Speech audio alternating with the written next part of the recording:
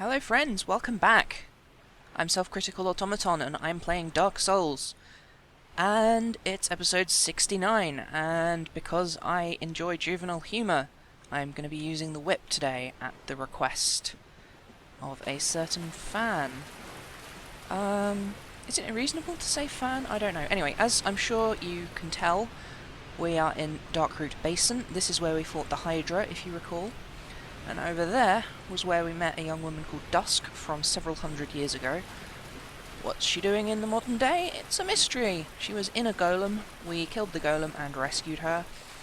And this is how you access the DLC, which is the final chunk of the game I'll be doing before the actual final chunk of the game, if you know what I mean.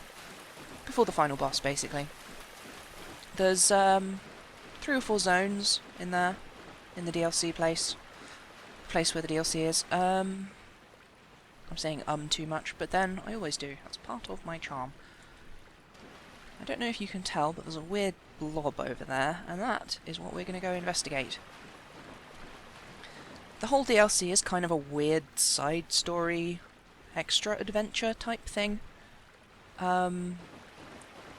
It's one of the few times the game actually has a space, you know, hived off that you access through loading screens, rather than accessing by just going to it. Examine. That seems like a reasonable thing to do.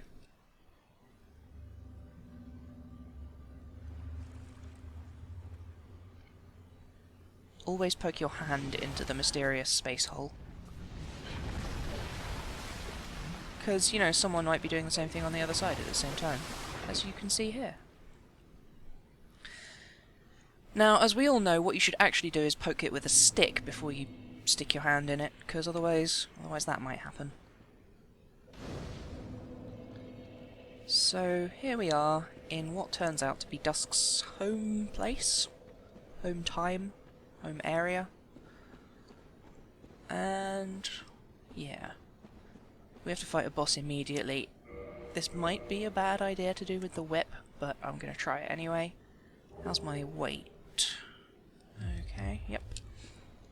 If I have to, I can just set it on fire. I probably should have rested to restore my fire, but here we have the Sanctuary Guardian. This was, if I remember correctly, a boss that was intended to be in the main game, or that they like built and planned, but oh, that's not much damage, is it? This does have a blood effect though, so if I can hit it enough times, I can... Okay, no, I'm just going to pull out the fire. As you can see, it is a... I actually think the game calls it a chimera, but it's clearly a... What do you call it? Not a gorgon. What are they called?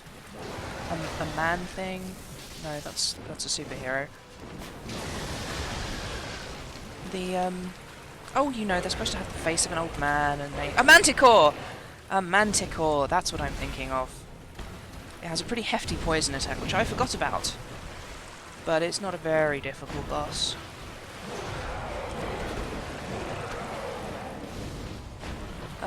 Yeah, and this one spits lightning, although that's nothing to do with actual mythology. Ditto the wings. If I remember correctly, it's like they thought, oh, this is a cool monster that we've designed. We should put this in the game, but then they couldn't find any like thematically sensible places for it to be. Like everywhere that they thought of putting it, it didn't really fit in, so... Oh, come on. So yeah, when they were making the DLC, it was like, okay, well this can basically just be a grab bag of ideas that we wanted to include but couldn't, so...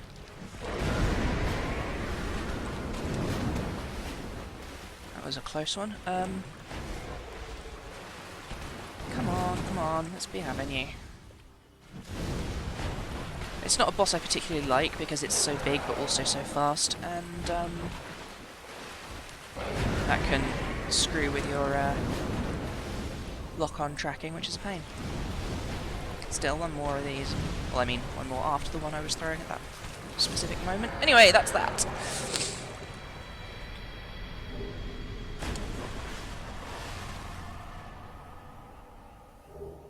So yeah.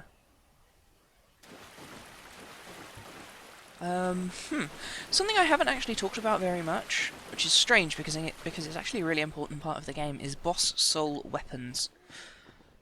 Pretty much every time you get a unique soul off a boss, you can, once you have met the giant blacksmith, have him transform it into a unique weapon that is, or rather, you often have a choice of multiple unique weapons, which you can of course only make one of per playthrough. And, yeah. Here we have a mushroom. This one's talkative, though. Well, look at this one. From what faraway age hast thou come? Thy scent is very human indeed, but not intolerable. Ah, Princess Dusk's savior. Thine aura is precisely as she described. I thank thee deeply for rescuing Her Highness, but Princess Dusk is here no longer, snatched away by that horrifying primeval human. And so I must ask, couldst thou once more play the savior? Sure. Thank you. Never say no to a mushroom. Elizabeth, guardian of this sanctuary, something of a godmother to Princess Dusk. I shall assist thee to my utmost, for I am one with the sorceries of Ursil. So, I can't help but wonder, what good is a guardian that has no limbs, and indeed no capacity to move? Anyway, she sells some, fairly useful items, but not very many of them. The Ursil Ivory Catalyst is quite a good spellcasting catalyst, I think. But you don't get your intelligence scaling bonus with it. And I think I've talked before about the sorceries of Ursil that Dusk sells. And how they're all kind of about light. They're referred, and tricks with light. Invisibility, summoning light, mimicry, that kind of thing. It's all kind of tricks and sneaks and stuff. Very different to the magic of Vinheim, which is all about blowing things up. And much more diverse as well. So, yeah. Thou shalt see further on, an abyss was begat of the ancient beast, and threatens to swallow the whole of Ursil. Knight Artorius came to stop this, but such a hero has nary a murmur of dark. Without doubt he will be swallowed by the abyss, overcome by its utter blackness. Indeed, the abyss may be unstoppable. Still, I have faith that Princess Dusk may be rescued yet. So, something interesting that we learn here, which is something that never really occurred to me before. Oh, just skip all of that. May the flames guide thee. Which is something that never really occurred to me before, but which is a very important point, is that the abyss is not a natural thing. Light and dark, fire, life and death, these are all aspects of the flame. These are all things brought by the flame. Part of the natural cosmology of existence. The abyss is not. It always bothered me that the boss of this area, whose hand was what snatched us through time and dragged us back, like 300 years or however long it was, to Ursil, is called Manus, Father of the Abyss. There's a lot of theories about, what it means that he's referred to as a primeval human, and that kind of thing, but I've always been interested in the Abyss, and how it's shown in different parts of these games. The first time we encounter the Abyss is in the fight with the Four Kings, where it's just a barren emptiness. And what do we find in there? We find Karth. But he doesn't really talk about what the Abyss is or what it means, and from that I assumed that the Abyss was something to do with the dark. But in a cosmic sense. I love that one always falls off the edge. So yeah, Spiked Whip doesn't do much damage, but it does have decent stagger, and it does have the bleed effect, so those are quite useful. Yeah, now you may recognise this as being Darkroot, various different areas of Darkroot. except not dark. Still rooty though. This bridge is, I can't remember exactly, but it basically matches exactly onto where the bridge, either the bridge before you fight Artorias, or the bridge between the two major areas that allow you to get into the Darkroot Wood place, where you meet all those adventurers who try and kill you, and a cat that has too big a face, etc, etc, etc. So, yeah, it turns out that then we have moved in time, but not in space. We're still in Darkroot, but the Darkroot of hundreds of years ago. Are these guys affected by bleed? I mean, they're made of wood. There's some interesting stuff about, you know, these are they're armed with garden forks. They're clearly intended for gardening, but if you look, they are vine people. Where have we seen these before? Why, hundreds of years in the future, that is to say, the present day. Living in Darkroot. So perhaps they were created, you know, not out of the ether, like you know, things that shimmer out, as I've talked about before, but, you know, perhaps the natural existence of plants was warped by sorcery deliberately to create a race of servitors, you know, vine people to take care of all the farming busy work. Because Ulasil is quite a big town, we'll find that out shortly. Anyway, back to the Abyss. The first time we see the Abyss is in that Four Kings fight, but we don't really learn anything about what it is. Only that Artorias went there, made a deal with the creatures of it, and that it's a bad thing, ostensibly. Similar to what I was saying about the these servitors. See that guy? Recognise his helmet? Looks awfully familiar to me. Ouch. Yeah, fighting these guys with a whip is pretty much pointless. But if you look, they are much cruder, which is interesting. They look to me like an earlier example of the art which eventually is refined into what becomes the stone soldiers we fight in Darkroot. But, part of the reason that that's strange and doesn't quite make as much sense as it seems like it should is that these are clearly crude, but what we will see shortly is that Ulasil itself has ended. It has been struck down by the corruption of the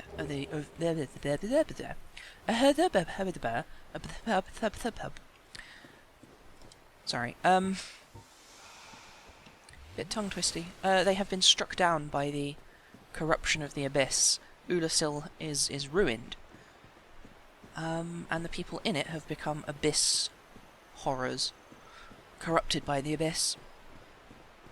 So, this leads me to think, you know, we've seen forms of corruption stemming from the misuse of the various powers granted by the four souls from the flame.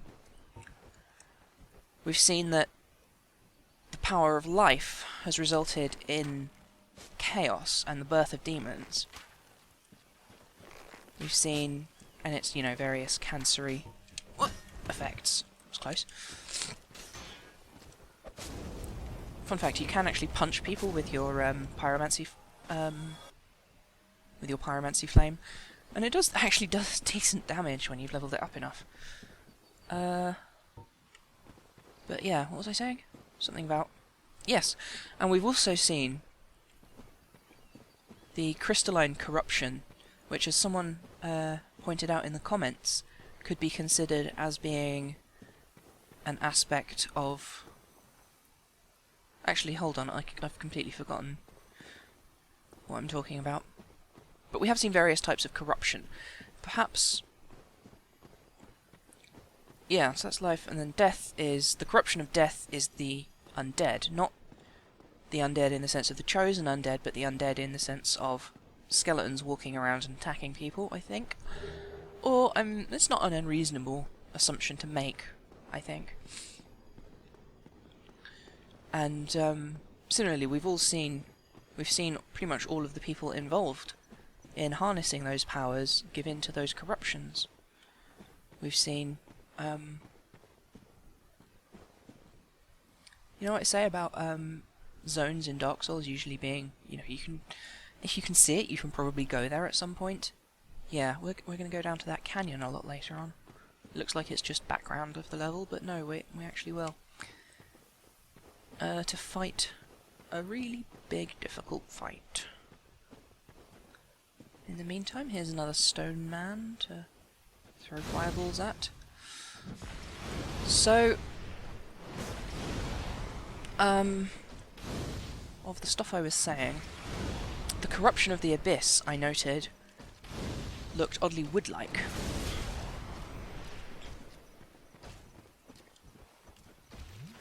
The Four Kings all being quite wood-ish. And it's interesting that it's not like Woodwood, it's... How much wood would a wood if a would? Sorry, it's not like what you might call, you know, it's not fresh wood or raw wood or treated wood. It looks like wood that has been left out in the hot sun for 50 years. There is a very distinct appearance to wood that's aged in that way. It's silvery and, you know, almost feathery on the edges even. And I think, yeah, so the Abyss is a corruption, and possibly the misuse of the Dark Soul is what leads to the creation of the Abyss, in much in the same way that the abuse of life, or the Life Soul, for lack of a better term, actually that's a pretty good term for it, even though it's not one ever used in the game, is chaos. Oh, have I circumnavigated this place already? Is that that's the bridge we came here on? Ah, yes, that's right. This was where I turned back because there was a gardener who ran forwards, and I know that there's an ambush because there's a heavy thingy over there, and as I said, I'm only using the whip today, which means I can't really fight them on their own terms. Incidentally, I did also go and level up my armour and my sword with... Fuck! That's a dragon! That's a dragon, everybody. That's definitely a dragon.